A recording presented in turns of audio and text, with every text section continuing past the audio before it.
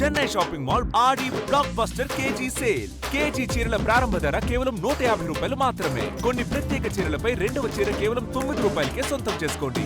రాజు ఆయన డాక్టర్ పనిచేస్తాడు సత్య హాస్పిటల్లో. డాక్టర్ రాజు అంటారు, పెద్దగొల్ల రాజు అంటారు. ఆయనకి 2 బిడ్డలు, పాప పెద్ద ఆమె. వీళ్ళు ఎప్పుడు 10th క్లాస్లో ఎప్పుడో లవ్ చేసుకున్నారు. అది 10thలో లవ్ చేసుకున్నారు, వదిలేసిండ్రు, కాంప్రమైజ్ అయిండ్రు. అయినాక మాట్లాడుకున్నారు, వద్దు అన్నారు. అమ్మాయికి 10 లక్షలు పట్టుకోరు, 2 తులాల బంగారం పట్టుకొని నేను వస్తానా, నువ్వు నన్ను చేసుకోవాలి, నువ్వు లేదు నేను బతకను అని చెప్పిందంట. వీళ్ళు మాట్లాడుకున్నప్పుడే నాకు అవసరం లేదు, మీ వాళ్ళు మంచోళ్ళు కాదు, మాకు ఇంతవరకు ఇక్కడ క్యాస్ట్ చేసుకోలేదు, నేను కూడా చేసుకోను, నువ్వు మీ అమ్మ నాన్న చూసిన సంబంధమే చేసుకో అని అంటే అమ్మాయికి పెళ్లి చేసేసిండు. అమ్మాయి పెళ్లి చేసుకున్నాడు, ఈయన కూడా సపరేట్గానే ఊకున్నాడు. పెళ్లి చేసుకున్న కాంచెలు మళ్ళా అబ్బాయికే ఫోన్లు చేసుడు పెట్టింది. నేనుండను ఆయనతోటి, నువ్వు నన్ను తీసుకెళ్తావా తీసుకెళ్ళవా, నేను నీతోటే ఉంటా, సత్త నీతోటి సత్త, బత్త నీతోటే బతుకుతా అట్లా అని పైసలు పట్టుకొని వస్తానంటే కూడా తీసుకుపోయి వాళ్ళ తండ్రికి హ్యాండ్ ఓవర్ చేసిండు. మా మరిది తీసుకుపోయి వద్దు నాకు మీ అమ్మాయి అని చెప్పిండు.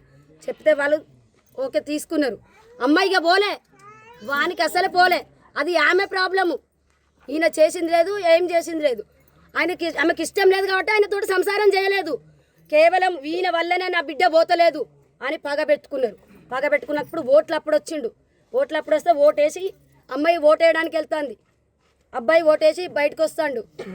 బయటకు వేస్తే నన్ను తీసుకొని పోతలేవు, నీ పేరు మీదనే నేను ఇప్పుడు చూడరాదు, ఎట్లా చేస్తాను, అట్లయినా నిన్నే చేసుకుంటాను అని ఏం చేసింది, నన్నేమో అన్నాడు అని మొత్తము వాళ్ళ డాడీకి ఇట్లా చెప్పింది. చెప్పగానే మొత్తం గొల్లోళ్ళు మొత్తము నా చెల్లె నువ్వే ఆగం చేసినవురా, నువ్వే చేసినామని మొత్తం బాగా కొట్టింది అయిపోయింది. అప్పటితోటి మా అత్తమ్మ చెప్పుకున్నది, వద్దు బిడ్డ ఇప్పటికే లొల్లులు అవుతున్నాయి, పంచాయతీలు అవుతున్నాయి, మాట్లాడకంటే అమ్మ ఇగో చూడు నాకే ఫోన్ చేస్తుంది, నాకే మెసేజ్ చేస్తుంది, నేను మాట్లాడతలేనమ్మా, నేను వేరే పెళ్లి చేసుకుంటానని. అబ్బాయికి కూడా ఎంగేజ్మెంట్ అయింది. ఆయనను పెళ్లి చేసుకోకుండా కూడా చేసింది, మళ్ళా క్యాన్సిల్ చేసింది. ఆయన పెళ్లి కూడా క్యాన్సిల్ చేసింది, నేనున్నాక నువ్వు ఎట్లా చేసుకుంటావని. అమ్మాయి అట్లా చేసింది. చేసినాక ఇవి మాట్లాడుకుంటా అంటే డిలీట్ చేసుడు, ఫోన్ చేస్తా అంటే డిలీట్ చేసుడు, ఇవన్నీ మా మరిది చేసిండు. కానీ ఆమె మొత్తం బ్లేమ్ చేయడానికే చేసింది. ఓదర్ క్యాస్ట్ తలుసుకోలేదు వాళ్ళ డాడీ. వాళ్ళ బిడ్డకు చేసుకొని చెప్పింది కదా, చేసుకుంటా నేను ఆయనతో చేసుకుంటా లేకపోతే లేదంటే అమ్మాయి చెప్పుకున్నదంట. అమ్మాయి చెప్పుకుంటే వాణ్ణి చంపితేనే అయిపోతుంది, ఇది వానికే పోతుంది ఎన్ని రోజులకున్నా అని నా పోరన్ని కావాలని ప్లాన్ మీద రైల్వే స్టేషన్ కానించేళ్ళు కూడా వాళ్ళు ఫాలో అవుతారు సార్. ఇట్లా ఎన్నోసార్లు మర్డర్ ప్లానింగ్లు చేసిండ్లు, కానీ బయటికి చెప్పుకోలేదు. ఎందుకు వేస్ట్గా అమ్మాయి జీవితం నా జీవితం నాకు పిల్లనియకుండా అవుతుంది అని ఏ రోజు కూడా చెప్పుకోలేదు. అట్లా బెదిరింపు కాల్సి నిన్ను చంపేస్తాం, ఎన్ని రోజులకున్నా నువ్వు చస్తావురమ్మ చేతులు అని చెప్పిండ్లంట. అట్లా కూడా ఇంట్లో చెప్పుకున్నారు. చెప్పుకుంటే కూడా మా అత్తమ్మ పోవద్దు బిడ్డ నువ్వు ఇక్కడనే ఉండు అంటే 2 నెలల్లో నాకు అమ్మాయి మంచి అమ్మాయిని చూడమ్మా, నేను పెళ్లి చేసుకుంటా, నేను పోతానమ్మా అని ఆమె కాళ్ళు మొక్కిండంట. పోయినాక ఆయన ఉన్నను కూడా ఆయన దొరకబట్టించిన వాళ్ళు కూడా కావాలి సారు.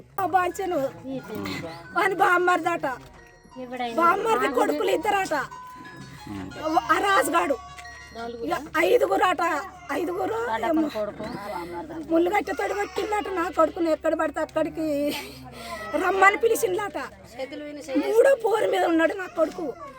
ఇట్లా చేయలేసి ఇట్లా ఇక రారా బాబాని దించి తీసుకొని వచ్చి గత 3 గేట్ అవతలు ఉన్నారట. చుట్టాలమని తీసుకొని వచ్చి 3 గేట్ అవతలు ఉండి 2 తీసుకుపోయింది కదా, చెలాగా పొడుసుడు పెట్టింది. ఇక అదే అంతే. ఇక నా కొడుకు మళ్ళీ 11 గంటల రాత్రి ఫోన్ వచ్చింది. ఇక నేను ఎక్కడ చూసిన ఆయన